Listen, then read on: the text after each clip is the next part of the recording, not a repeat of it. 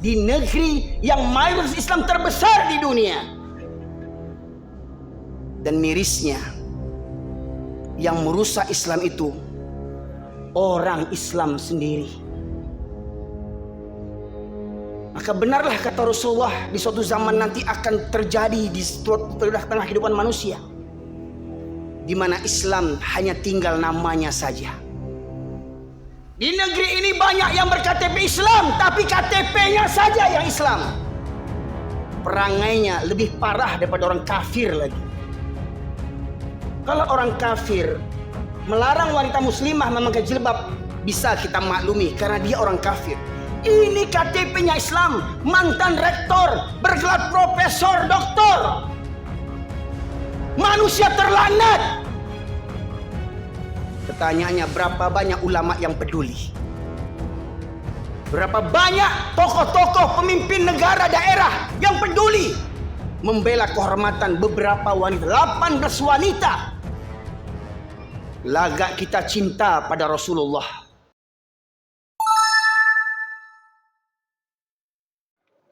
Alhamdulillah, nahmaduhu wa nasta'inuhu wa nastaghfiruh. Wa na'udzu billahi min syururi anfusina wa min sayyiati a'malina.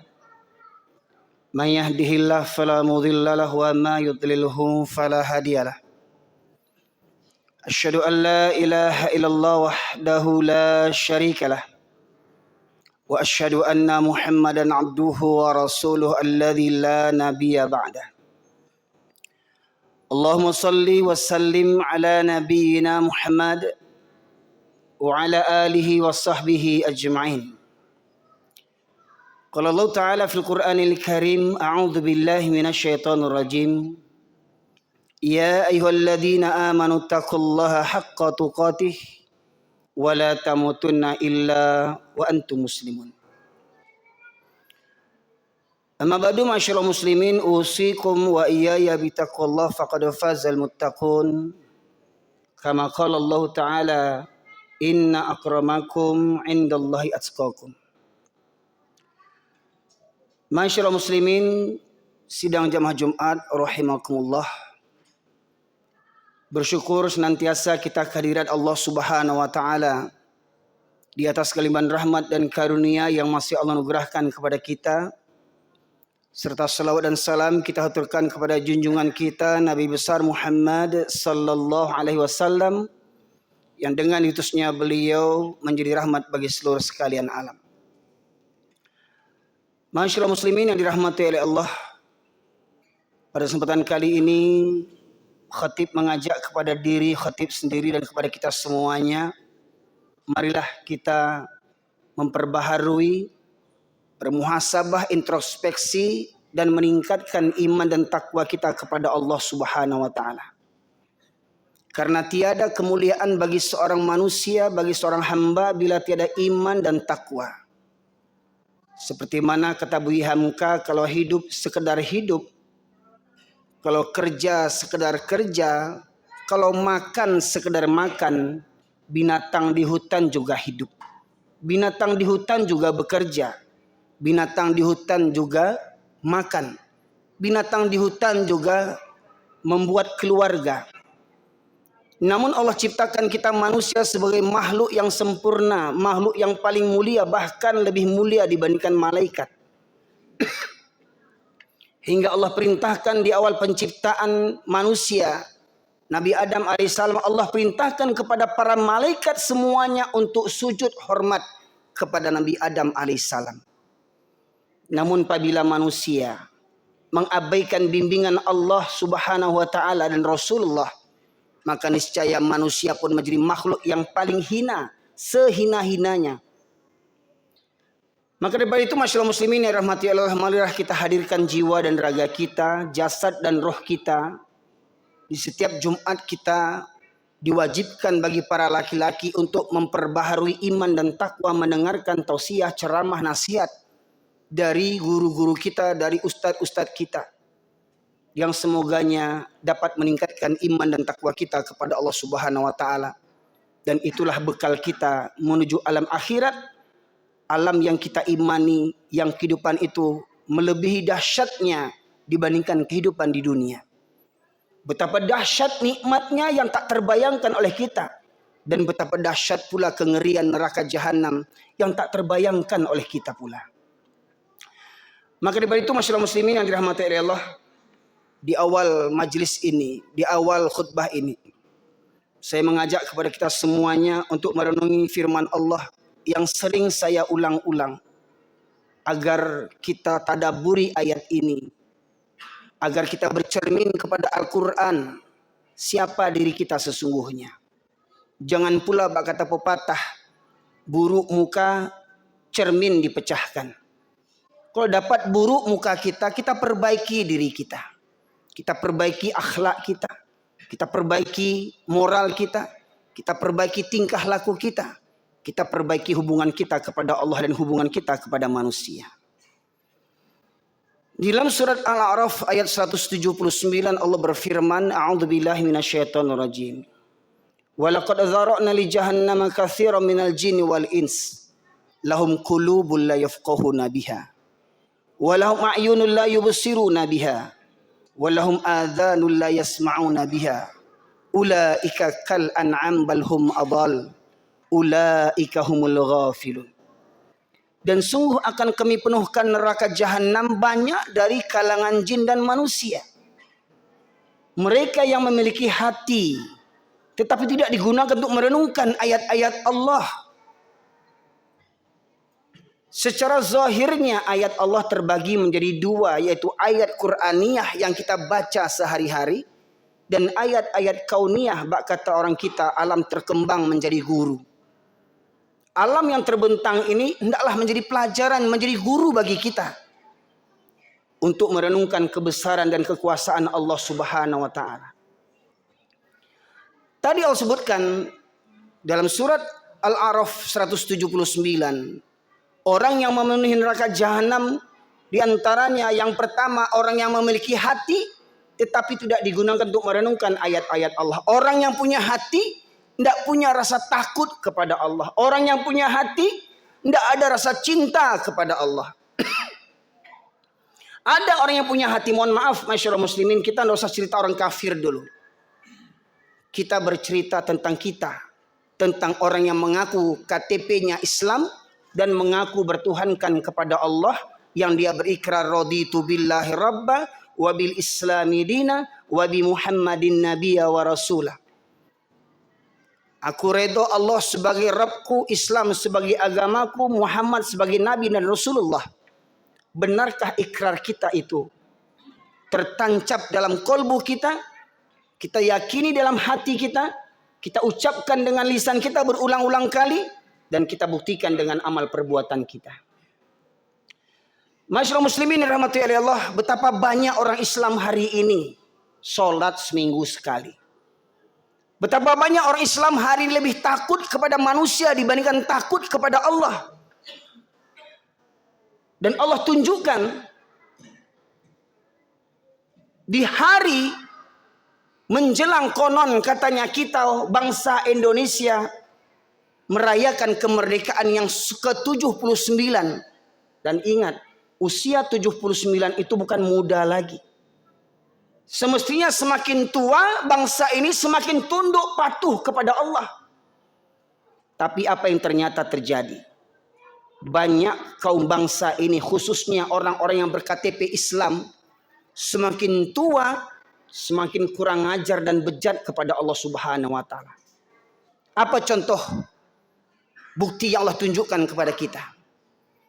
Menjelang pelaksanaan pengibaran bendera di IKN, peserta paskibraka yang awalnya para wanita menutup aurat dari 18 provinsi utusan provinsi terbaik, utusan dari provinsi terbaik diutus ke IKN demi untuk mengibarkan sangsaka merah putih. Namun oleh penguasa, oleh pejabat, oleh penasehat kepresidenan, BPIP, Badan Pembina Ideologi Pancasila, yang ketuanya bergelarkan doktor, profesor, yang mantan rektor UIN, Universitas Islam Negeri membuat keputusan, membuat ketetapan, membuat peraturan bahwasanya pengibar bendera wanita dilarang mengenakan jilbabnya, mengenakan kerudungnya dilarang waktu pengukuhan, hingga tersingkaplah aurat para pengibar bendera wanita yang mewakili 18 provinsi yang KTP-nya beragama Islam. Mari kita lihat sejarah di masa Rasulullah. Seorang wanita muslimah yang sedang berbelanja di kaum Bani Quraisy, Bani Yahudi di Madinah. Namun wanita ini dilecehkan oleh seorang Yahudi. Diikat ujung kerudungnya ketika dia duduk. Kemudian ketika dia berjalan, terlepas kerudungnya, tersingkap auratnya. Hanya sebatas nampak rambutnya. Maka berita itu sampai kepada Rasulullah. Lantas Rasulullah mempersiapkan tentaranya untuk menyerang kaum Bani Qainuqa. Menyerang satu kampung, yang kampung itu mayoritas penghuninya adalah kaum Yahudi dari Bani Qainuqa. Rasulullah kirimkan tentara yang dipimpin Rasulullah langsung mengepung negeri itu. Untuk apa? Untuk menyerahkan siapa yang berani melecehkan kerudung wanita muslimah. Ternyata Bani Qainuqa, satu kampung itu, membela kaumnya yang menghinakan Islam. Hingga akhirnya kampung itu dikepung beberapa hari. Hingga akhirnya warga Bani Qainuqa itu menyerah dan meminta maaf. Lantas apa kata Rasulullah? Kalau bukan karena dianggap Rasulullah manusia yang kejam, niscaya Rasulullah bantai semua penghuni Bani Qainuqa itu. Namun akhirnya Rasulullah membuat peraturan, membuat keputusan, Bani Qainuqa silahkan angkat kaki dari Madinah. Angkat kaki dari negeri Madinah. Diusir hanya karena melecehkan seorang wanita yang tersingkap jilbab kerudungnya.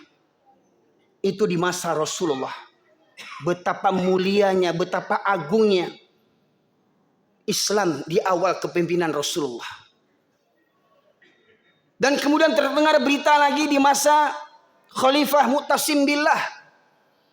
Seorang wanita pula dilecehkan kerudungnya oleh orang-orang Nasrani. Hingga akhirnya sampailah berita itu kepada Khalifah Mu'tasim Billah yang berlainan negara. Lantas Khalifah Mu'tasim Billah mengirimkan tentaranya. Tentara yang pertama sudah sampai di negeri tujuan, sementara tentara yang terakhir masih berada di negeri.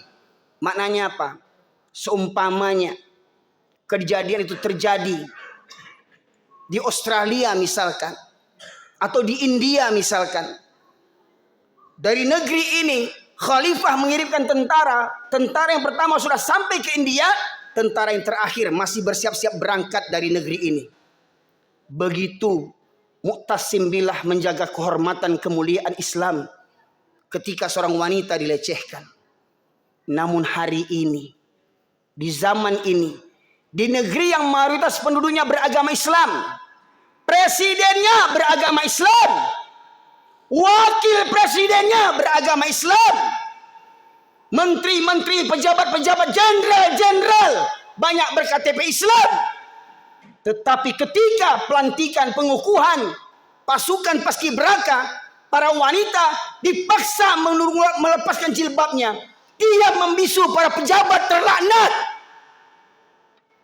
demi hanya untuk upacara bendera. Lebih mulia bendera dibandingkan kerudungnya umat Islam di negeri yang mayoritas Islam terbesar di dunia. Dan mirisnya, yang merusak Islam itu orang Islam sendiri. Maka benarlah kata Rasulullah, di suatu zaman nanti akan terjadi di tengah kehidupan manusia, di mana Islam hanya tinggal namanya saja. Di negeri ini banyak yang berKTP Islam, tapi KTP-nya saja yang Islam. Perangainya lebih parah daripada orang kafir lagi. Kalau orang kafir melarang wanita muslimah memakai jilbab, bisa kita maklumi karena dia orang kafir. Ini KTP-nya Islam, mantan rektor, bergelar profesor, doktor. Manusia terlanat. Pertanyaannya, berapa banyak ulama yang peduli? Berapa banyak tokoh-tokoh pemimpin negara daerah yang peduli membela kehormatan beberapa wanita, 18 wanita. Lagak kita cinta pada Rasulullah. Lagak kita cinta kepada Islam. Redha Allah sebagai Tuhan, Islam sebagai agama, Muhammad sebagai Nabi. Tetapi ketika agama kita dilecehkan, berapa banyak di antara kita yang peduli? Bahkan ada orang Islam mengatakan, alah cuma sekedar jilbab saja sih, kenapa sih repot amat? Begitu kondisi umat Islam hari ini. Bahkan ada orang Islam yang mengatakan, ah cuma sekedar jilbab saja kok. Bayangkan, itulah kondisi umat Islam hari ini, ma'asyiral muslimin.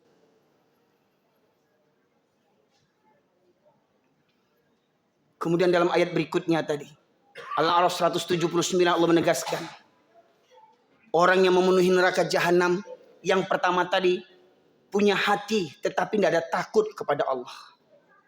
Begitu pula hari ini, tidak heran kalau orang Islam tidak peduli dengan agamanya. Karena apa? Dengan sholat saja. Betapa banyak laki-laki Islam hari ini hanya hari Jumat datang ke masjidnya. Tidak hari Jumat tidak ke masjid.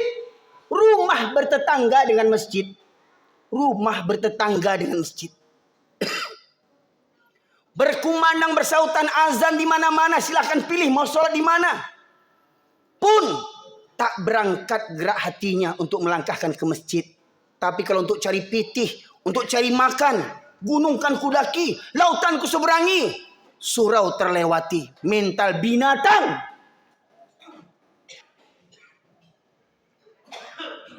Untuk cari makan mau bersusah-susah. Untuk mempersiapkan hari akhirat, berimankah kita bahwasanya nanti ada hari akhirat? Ada hari pertanggungjawaban.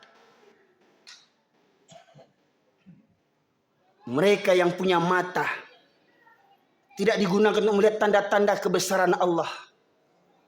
Bencana silih berganti di negeri kita ini. Dari Gunung Merapi, banjir, longsor, pembunuhan di mana-mana, perampokan di mana-mana, koruptor di mana-mana. Pejabat-pejabat terlaknat yang koruptor. Pezina jadi anggota dewan, penjudi jadi anggota dewan. Pemabuk jadi anggota dewan, jadi pejabat negara. Mau kemana negeri mayoritas Islam terbesar di dunia ini, ma'asyiral muslimin? Ayat berikutnya Allah menegaskan, mereka yang memiliki telinga tetapi tidak digunakan untuk mendengarkan ayat-ayat Allah.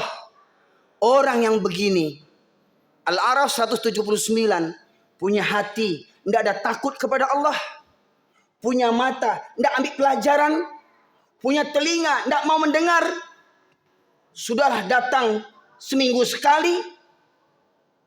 Tidak pula konsentrasi. Masuk telinga kanan, keluar lagi dari kanan. Tidak ada yang masuk ke dalam hatinya. Orang seperti ini kata Allah, mereka seperti binatang ternak. Bahkan lebih sesat, lebih hina daripada binatang lagi. Jadi kalau ada orang Islam bertetangga dengan masjid, berat langkah kakinya ke masjid, ini kata Allah saya sebutkan, itu binatang, bahkan lebih hina pada binatang lagi. Walau di mata dunia dia dipandang hebat, dipandang kaya, dipandang hebat, sukses, tinggi pangkatnya, tinggi jabatannya, tetapi ketika Allah memanggilnya, Allahu Akbar, Allahu Akbar, as-salatu khairu minan naum, mereka tidak datangi panggilan Allah ini dengan bermalas-malasan. Orang seperti begini kata Allah, mereka seperti binatang, bahkan lebih sesat dan hina daripada binatang lagi. Maka daripada itu masyarakat muslimin, malam nanti kita akan mengadakan mabit, malam bina iman dan takwa untuk tingkat remaja dan umum. Silakan bapak-bapak juga ikut bergabung nantinya. Kita akan tadaburi ayat-ayat Al-Quran. Kemudian kita akan tidur di masjid, iktikaf di masjid, dan jam 3 malam kita akan sholat tahajud berjamaah. Kemudian muhasabah. Kemudian kita mengajak remaja-remaja kita untuk sholat subuh berjamaah. Maka bagi para bapak sekalian yang mendengarkan ceramah ini, tolong hantarkan anak-anak kita. Hantarkan anak-anak kita dari usia sekolah, dari tingkat SD sampai remaja, untuk hati mereka tergantung dengan masjid. Karena Allah menegaskan dalam surat Maryam ayat yang 59, fa khalafa min ba'dihim khalfun adha'us shalah wattabu hawah fasawfa yalqawna ghayya. Maka akan datanglah generasi yang buruk, yaitu generasi yang menyia-nyiakan salat dan memperturutkan hawa nafsunya. Maka niscaya generasi itu akan menjadi generasi yang tersesat. Masyaallah muslimin. Generasi ini jangan kita bayangkan yang muda saja. Jangan kita bayangkan yang muda saja. Yang muda saja malas ke masjid, apalagi yang tua. Yang tua semestinya semakin dekat kepada Allah. Hari ini masih banyak yang orang tua pun tak ke masjid. Kenapa anak-anak kita jam sekolah bisa bangun? Kenapa anak kita jam sekolah bisa berangkat ke sekolah dengan pakaian rapi, kita hantarkan dengan motor, dengan mobil kita. Kita berikan uang sakunya. Tetapi kenapa waktu subuh anak kita tidak bisa kita bangunkan? Kenapa waktu subuh anak kita tidak bisa kita bawa ke masjid? Kenapa? Karena orang tuanya, ayahnya, termasuk generasi orang tua yang sesat, yang tidak peduli dengan sholat. Kalau seorang muslim tak peduli dengan sholat, niscaya urusan yang lebih besar mereka tidak akan peduli lagi. Maka mari kita buktikan, kita selamatkan generasi muda kita dengan acara nanti malam, acara mabit. Silahkan hantarkan, sampaikan kepada anak-anak kita, pemuda-pemuda kita. Syukur alhamdulillah kalau orang tuanya, ayahnya ikut serta. Bak kata orang Minang, anak di pangku kemenakan dibimbing. Semoga kiranya khutbah Jumat yang tegas ini, saya katakan bukan keras khutbah Jumat ini, itu bersumber daripada firman Allah. Allah sebutkan orang yang tidak memahami ayat-ayat Allah, yang keras hatinya, yang membuta matanya, yang tuli telinganya. Khatamallahu ala qulubihim wa ala sam'ihim wa ala absarihim ghisyawatun wa lahum adzabun azim. Kata Allah, mereka binatang yang paling buruk di muka bumi ini. Fa'tabiru ya ulil albab la'allakum turhamun.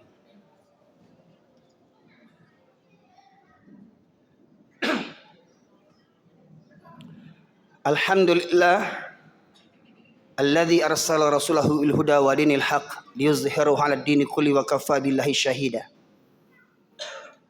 Asyhadu an la ilaha illallah wahdahu la syarikalah wa asyhadu anna Muhammadan abduhu wa rasuluhu alladzi la nabiyya ba'da. Allahumma salli wa sallim ala nabiyyina Muhammad wa ala alihi wa sahbihi ajma'in. Qala Allah Ta'ala fil Qur'anil Karim, a'udzu billahi minasyaitonir rajim. Ya ayyuhalladzina amanu taqullaha wa qulu qawlan sadida yuslih lakum a'malakum wa yaghfir lakum dzunubakum wa may yuti'illaha wa rasulahu faqad faza fawzan 'azima. Masyaallah muslimin rahmati oleh Allah.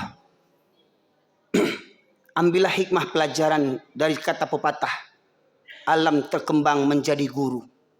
Lihat kondisi alam, lihat dunia Islam hari ini. Di Palestina saudara kita dibantai berhari-hari, berpuluh-puluh tahun saudara kita di Palestina dibantai.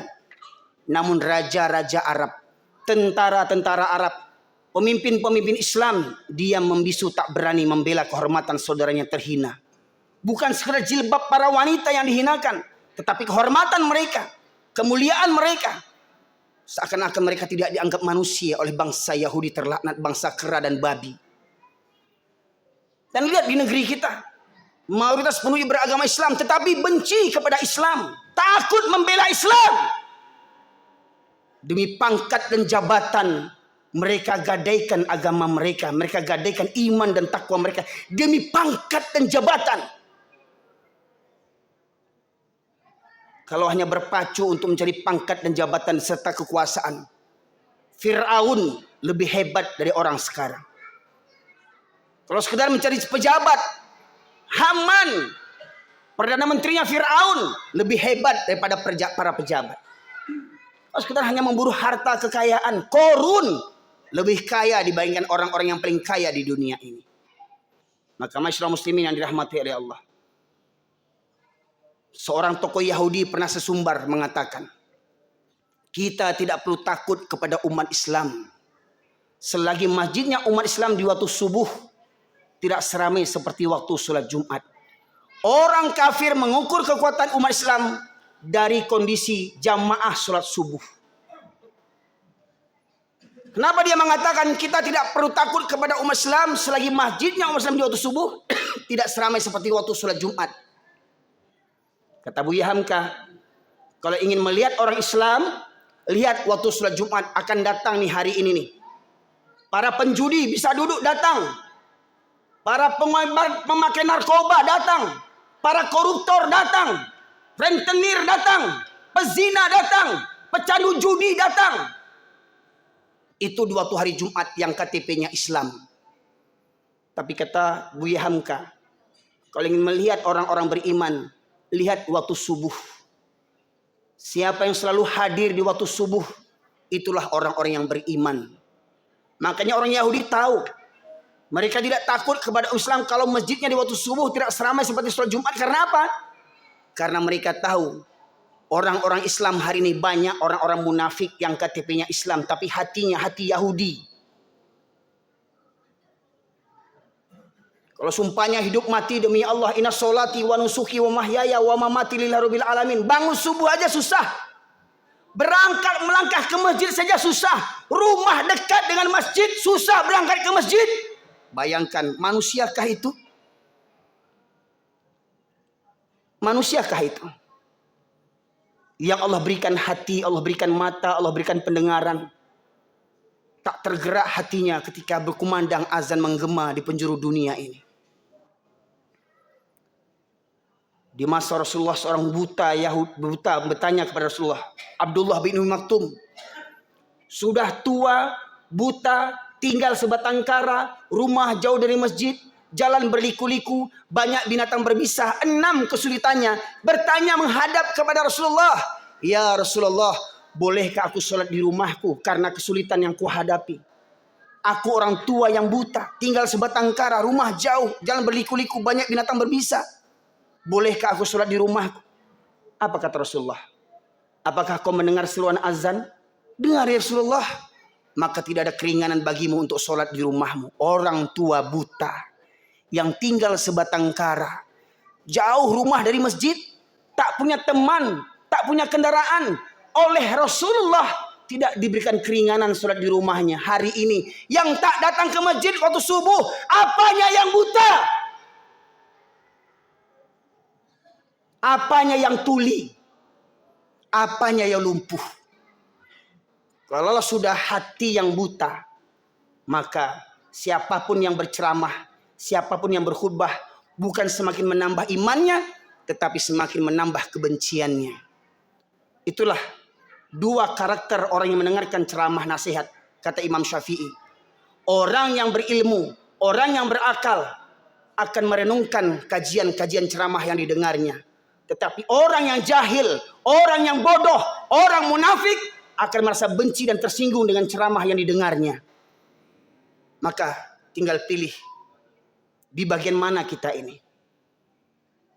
Orang yang terkunci mati hatinya, ataukah masih ada seberkas hidayah yang masuk dalam kalbu kita untuk mengadakan perubahan di hari ini dan masa yang akan datang sampai akhir menjemput kita. Semoga kiranya Allah senantiasa melimpahkan rahmat dan hidayah kepada kita sekalian. Semoga Allah mengampuni dosa-dosa kita semua. Semoga kiranya Allah mudahkan kita untuk tunduk patuh di masa yang akan datang sampai akhir hayat kita. Innallaha malaikatahu yusholluna 'alan nabi. Ya ayyuhalladzina amanu shallu wassallimu taslima. Allahumma fil muslimin wal muslimat wal mu'minina wal mu'minat al ahya'i minhum wal amwat innaka qadiyal hajat. Rabbana zalamna anfusana wa illam taghfir lana wa tarhamna lanakunanna minal khasirin. Rabbana la tuzigh qulubana ba'da idh hadaitana wa hab lana min ladunka rahmah innaka antal wahhab. Allahumma arinal haqqa haqqan warzuqna ittiba'ah wa arinal batila batila warzuqna ijtinabah. Rabbana ighfir lana wa liwalidayna warhamhuma kama rabbayana shaghira. Rabbana hab lana min azwajina wa dhurriyyatina qurrata a'yun waj'alna lil muttaqina imama. Rabbana la tu'akhidhna in nasina aw akhtana. Rabbana wa la tahmil 'alaina isran kama hamaltahu 'alal ladzina min qablina. ربنا ولا تحملنا ما لا طاقة لنا به واعف عنا واغفر لنا وارحمنا أنت مولانا فانصرنا على القوم الكافرين. اللهم انصر المسلمين والمجاهدين في فلسطين. اللهم انصر المسلمين والمجاهدين في فلسطين. اللهم انصر المسلمين والمجاهدين في فلسطين يا الله يا أرحم الراحمين. اللهم انصر المسلمين والمجاهدين في إندونيسيا يا مجيب السائلين. ربنا آتنا في الدنيا حسنة وفي الآخرة حسنة وقنا عذاب النار.